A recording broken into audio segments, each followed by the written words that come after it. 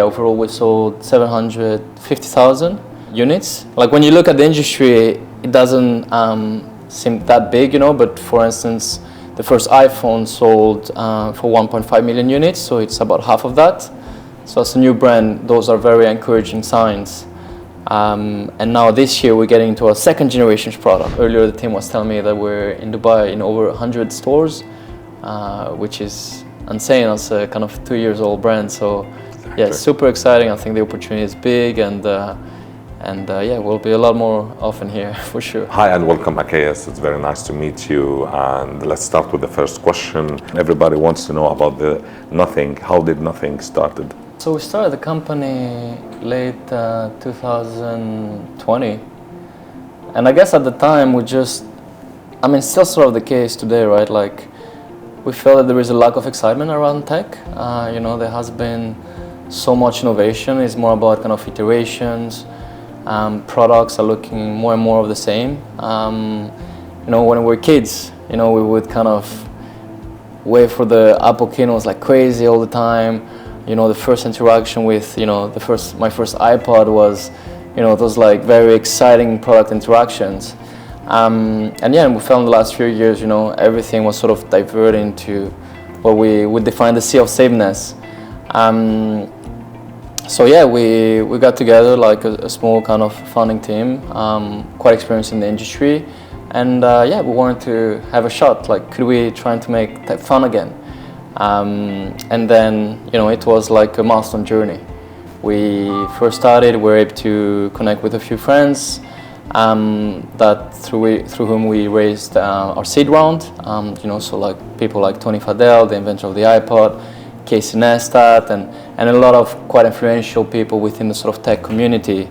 And they didn't know how or what we're going to do, but at least they shared the same feeling about the current state of the industry.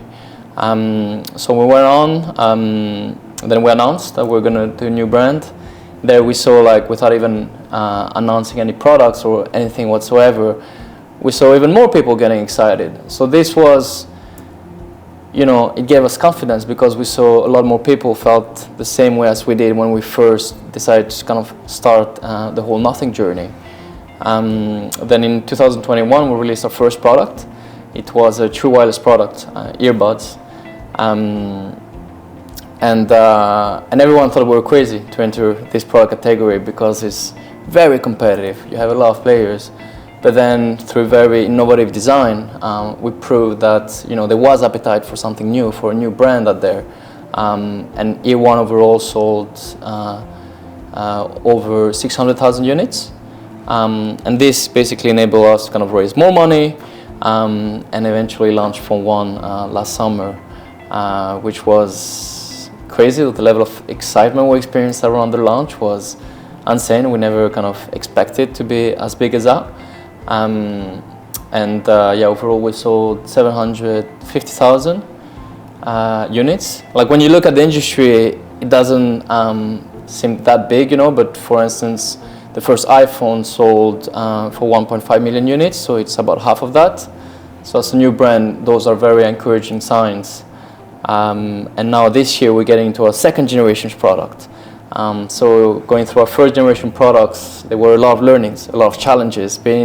Starting this on our own, we faced challenges we didn't expect because we had to do everything from supply chain to product development to go-to-market strategy, partners, retail, sales, marketing, and I guess through the journey of our first product, there was a lot of very steep learning curve, including pulling off a new design identity. And now in the second year, we have a lot bigger teams when it comes to products. So we released our year 2 just a month ago. People are loving it. There's a huge improvement compared to our first product. And similar to be expected with Phone 2, where now we have our own kind of software team internally, which we didn't have for Phone 1. We have a lot of more specialized talent around the product. And we're super excited to be able to be at a stage to release a second product. Because when you look at the industry, and that's, the problem is like very competitive, very high entry barriers, super complex to run as a business. And a lot of new brands have failed. We've seen that multiple times, and even the giants, in the likes of like Sony, we're seeing other major brands struggling as well now in this part of the world. And being able to make it to a second generation product means a lot for us, and we're quite excited. I believe you are optimistic, but did you predict this kind of success and this kind of sales actually? Not really, and I think the whole journey has been sort of more and more people getting on board of our journey. When we started, again, it was like people like Akis or Tony Fadell, or we had Steve Hoffman, CEO of Reddit as well, and founder of Reddit. Like all those guys, sort of, feeling the same way as we did, was the first hint that eventually there is appetite for a new brand. Regardless that everyone thinks, it would be crazy to enter such a competitive industry.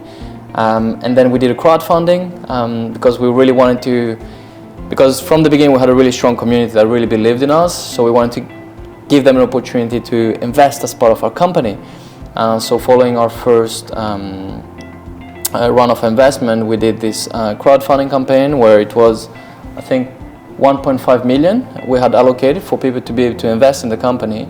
And actually we had over 25,000 people registering, and the total amount was 35 million. So when the crowdfunding campaign went live, it was completed in less than a minute. And this was without having announced any product. So this gave us a lot of, energy in the way to kind of really pursue, because the challenges are real. Like, get supply chain as a new brand in an industry where a lot of partners have lost a lot of money betting on new brands that have failed. We overcome challenge after challenge. Then we launched A1. The excitement was crazy. We auctioned the first 100 products. The first product sold for over $1,000 at the time. We couldn't really believe that. And then it was like across the journey, different milestones that gave us more and more confidence in terms of what we're doing. And then going into the phone one, that was, for us, when we started nothing, we knew we wanted to do a phone because that's our background. But from be willing to make a phone until being actually bringing it to the market, like a lot can happen. It's a very long journey. The next question is like for the design part. Your product feel different and unique, of course. Like everybody sees the main key or selling point of Nothing devices is the design. What sets you apart from, let's say, all of these things? I think when we look at product, again, it's like going back to making them fun again for us. So I think the aesthetics were super important from day one. I think it's very boring when you put out a lot of phones one next to the other. Eventually, the only phone you will recognize is probably the iPhone. The rest, if you were to take out the logos, you won't know what brand it is. Yeah. So for us, since day one, design aesthetics super important. Also, we had this rule of thumb where from 2 meters away, we want people to recognize Nothing products without looking at the logo. So this was right from the beginning. And then the way we build our product, so the first part is around design innovation, and there are a few things that go into there. First is bringing those kind of joyful interaction, this kind of element of surprise, that we're really keen on, like, that when you first kind of interact with an iPod, it's sort of unexpected, so we wanted to kind of bring those design elements. So whether it's like with the Ear One, we had this kind of little div at the top, we could turn the product into a finger spinner, or the kind of Phone One with a glyph interface. It sort of at first kind of captivates you, like trigger the sense of like interest. But then firm believer that form should follow function, so it's not just like gimmicks, or it's not just kind of designed for the sake of looking different. So we always think about how form can follow function. So for instance, the first product, those are the ear 2, but quite similar to the Ear One. So the aesthetics here, we wanted first a transparent casing.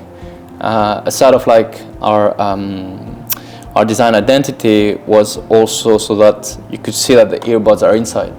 you know, those like are products that you kind of carry around, like, you know, leave it everywhere, and sometimes you kind of grab the case, you are on the airplane, and then you open it and you realize one earbud is missing. So that way you were able to kind of directly see that the products are inside. Then this little kind of finger spinner is actually holding the buds as well on the inside. And similar with Phone 1 and the glyph interface, you know, for us was to bring a whole new interface that basically with a quick glimpse on the phone you could kind of understand what's going on without all the time to kind of, you know, have to look at the screen, and all of a sudden, you know, all the social media and so on are optimized to captivate your attention, and sort of you ended up doing something that you didn't necessarily expect to. So this glyph interface, I think it's makes the whole interaction with your smartphone a bit less intrusive in a way. So yeah, that's how we kind of design. On the design standpoint, then we like to talk about optimal user experience. And this is like, you know, in this industry, because there is just a lack of innovation in a way, there is this kind of specs race. You know, like latest technology, latest kind of, you know, processor and so on, whereas we take a very kind of careful approach in terms of what goes into the phone. So for instance, you know, a lot of like smartphones, they include like 3 or 4 camera modules, and actually 2 or even sometimes one of them is actually usable. The rest are really bad. So for us, you know, it was literally like 2 camera sensors, 15 megapixel we felt confident with, and went with that. And similar with the processor, you know, actually going with the latest generations, sometimes the processor are not optimized from like a heat perspective and like battery consumption. So with Phone 1 going with the 7 series, and it was like a proven processor, we're able to kind of considerably reduce the price, you know, not have users pay premium for a processor which, you know, they won't necessarily need or want to use, and this we're confident that it was going to deliver a greater user experience. And by doing so, it makes our product, I mean, we're never going to be best value for money, because actually pulling off those designs do involve a lot of cost from an R&D perspective, but at least we're going to be more on the affordable end. And the last one, which I guess we haven't been very vocal, it's around sustainability. You know, I had a little daughter like 2 years ago. You know, I think we feel more and more responsible being in this industry, and like to some extent drive a level of change. It's going to be a long journey and a step by step. And actually, since day one, we've been working towards implementing more and more sustainable processes around our product development. So we haven't yet communicated so much about it. But for instance, Phone 2 is our first second generation product that has a lower carbon footprint than Phone 1. And this is huge, because if anything, Phone 2 should have had a bigger carbon footprint than Phone 1, because it's bigger, it's more powerful, it has more components. And this is a result of like multiple initiatives we've been taking since day one in terms of introducing green energy as part of our assembly line. Now we've been introducing more and more recycled components. Sourcing on the supply chain, even like, you know, in Phone 1, we actually realized that it was really hard to source some of the recycled components. So we kind of struggled at the time for Phone 1, and we're a new player. So we didn't have like volumes or, you know, a proof of concept, so that, you know, suppliers would kind of deliver on our request when it comes to using like recycled or bio-based plastic, for instance, for some of the components. So it was really hard for Phone 1, but for Phone 2 we're able to have 3 times more components made of bio-based plastic or recycled plastic. We also introduced like a lot of other recycled materials like copper, tin as well on the printed circuits. We introduced also steel on the stamping of the phone. It's 100% aluminum recycled mid-frame. So this is something we kind of actively working on the background. I think it's going to be a long journey, again, a step-by-step journey, because you need to have a high level of impact. Like, you could like do everything, you know, well and so on, but then eventually the price of the product will be very expensive. So you don't drive any volumes. So low volumes, high impact is actually doesn't resolve it in lead, but like slightly you're trying to kind of balance this out with like high volumes, and you drive a lot of more impact. And as we grow, we can kind of start shaping more and more the supply chain as well towards that. So something we're quite passionate and hopefully we'll be doing more and more progress in the near future, and for the third generation products hopefully.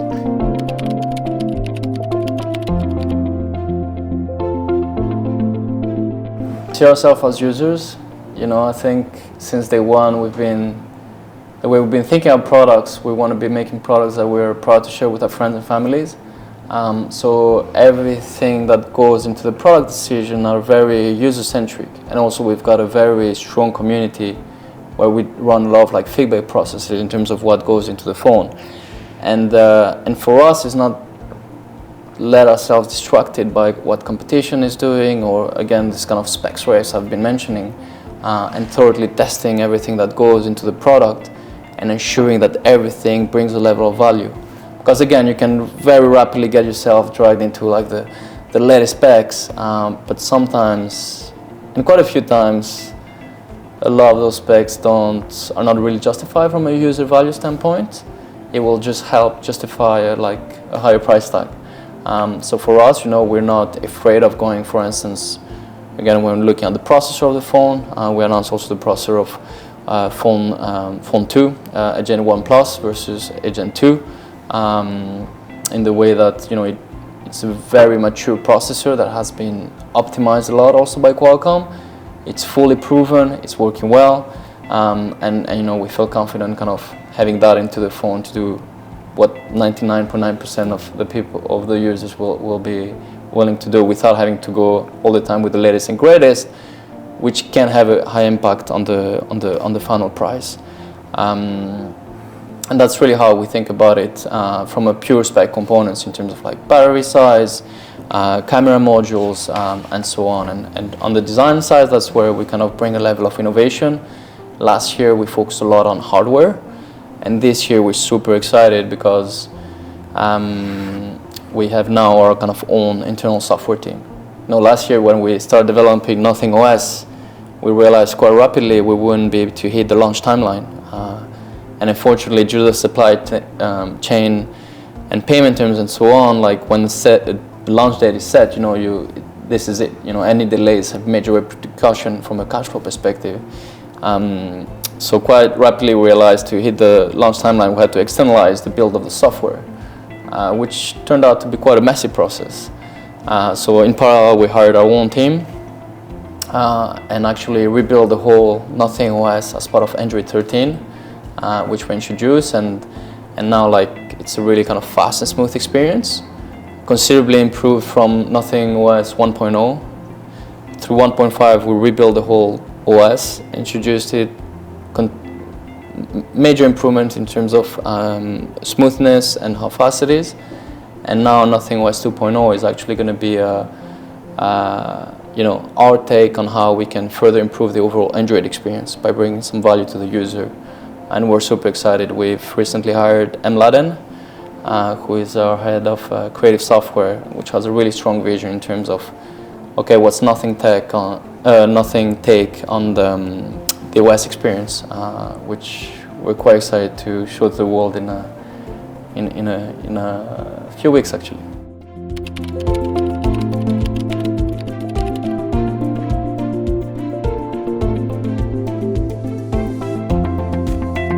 Yeah, it's a bit hard when you kind of push that much of a high concept onto the user. You know, I think as a new brand, you shouldn't really be educating the user, or at least taking major risk as such, because, you know, it's like major implication when it comes to the hardware development, software integration, and so on. Like the resources are huge to do this type of thing. So if you don't have the scale to educate the user and the money and so on, it can be very complicated. So no, it's not something we currently looking at. It's not something that has previously worked. Maybe in the laptop, I don't know. It's a bit different. Not too familiar with that kind of product category. Okay. But at least for smartphones, I don't see it happening anytime.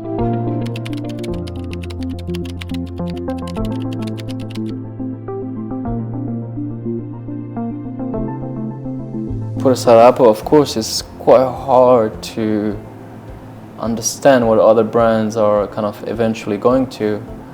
And that's the thing, when you're part of such a big organization, you know, everything gets a bit lost and there is not like a clear kind of red thread happening across it. You know, you end up into kind of your day-to-day, things are working a certain way, you don't have really kind of any incentive of changing things. And quite rapidly it goes more towards like optimization versus kind of, you know, bring a strong sense of vision of something kind of greater, at least that kind of inspire people. And I think that's the whole problem with tech today. It's this kind of excitement, inspiration we had back in the days. I think it has kind of gradually faded away. And I guess a very basic one, I feel sometimes the end user is a bit forgotten in a way. You know, some product decisions which are questionable, which, you know, are more driven by kind of business commercial strategies versus kind of actually delivering value to the user. And as simple as this can sound, I think a lot of brands putting that, it's less and less of a priority, and makes it quite confusing as well. I mean, you know, when we went into nothing, for instance, the naming of the products, we wanted to keep them as straight as possible, because even being in the industry for a long period of time, if I was to buy, I don't know, a new smartphone, even if I was deciding on the brand, then there are like so many models, so many A, B, C's, like whatever kind of naming conventions which are ultra complex and you don't even know what to buy. So even you have decided to buy into a brand, then you it's really hard to different price points and so on. And that's why we had this very kind of straightforward approach, you know, A1, phone 2, to make it as simple as possible. And yeah, I think the sort of, to some extent, the user-centricness has been kind of missing in a way. And that's why for us, because, you know, we now over 400 people, we're growing very rapidly, and that's why it was important since day one to ensure we have a very strong community that also has skin in the game by being part of, we run 2 crowdfundings. We have close to 10,000 private community investors, and actually one of them has been elected as a community board observer. So he attends our board meetings all the time to kind of voice the consumer. So he's working with all the community members, collect feedback and bring this to the board meetings to ensure we kind of at all time will have a clear focus on the user. As simple as it sounds, but that's a major thing.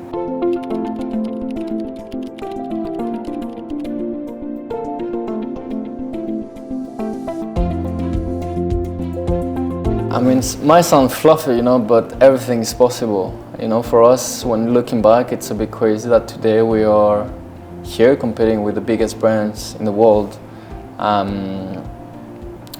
You know, being able to launch a smartphone as well on paper, like doing everything from scratch is a bit crazy, you know. And I think at the core of this was to also do that with the right people.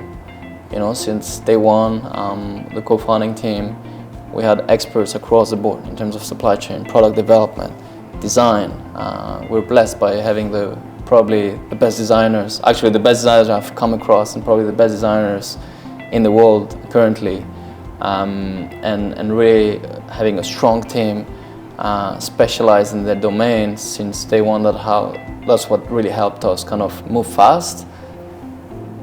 You know, surpass a few challenges, a lot of challenges we've gone through, you know, because that's what, you know, as a new brand, you continuously will face a lot of challenges. And, you know, for us, from raising money to securing the supply chain to kind of building the teams, and every time we're lucky enough to have really strong talents, and that was, if I look back, that's really what made Nothing a success.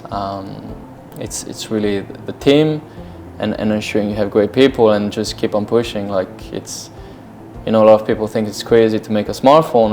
It's not. It's a really challenging journey.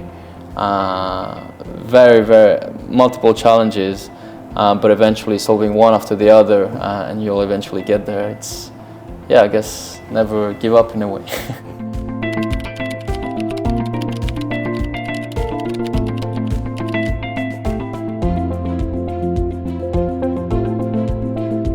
I love the energy. You know, even meeting you and you know, there is a really good reception around the brand, and I think people are very knowledgeable when it comes to tech. They understand the tech, which for us is easier. You know, sometimes in markets which are less tech savvy, it's a bit harder to kind of educate people on products. So people are super engaged, super positive. So every time I come here, like the energy is great. So for us, it's been a very promising market in a way as well. Sort of the market dynamics, the Android penetration is quite high in this market versus like other markets. So while in a few markets we are the Android brand with the highest percentage of users coming from iOS, it's still hard to, as a new brand, to convert those. So I think a market which is more skewed towards Android is good. So yeah, the energy has been amazing. The partners are super engaged into the brand. I think earlier the team was telling me that we're in Dubai in over 100 stores, which is insane as a kind of 2 years old brand. So yeah, it's super exciting. I think the opportunity is big, and yeah, we'll be a lot more often here for sure. Thank you. Thank you.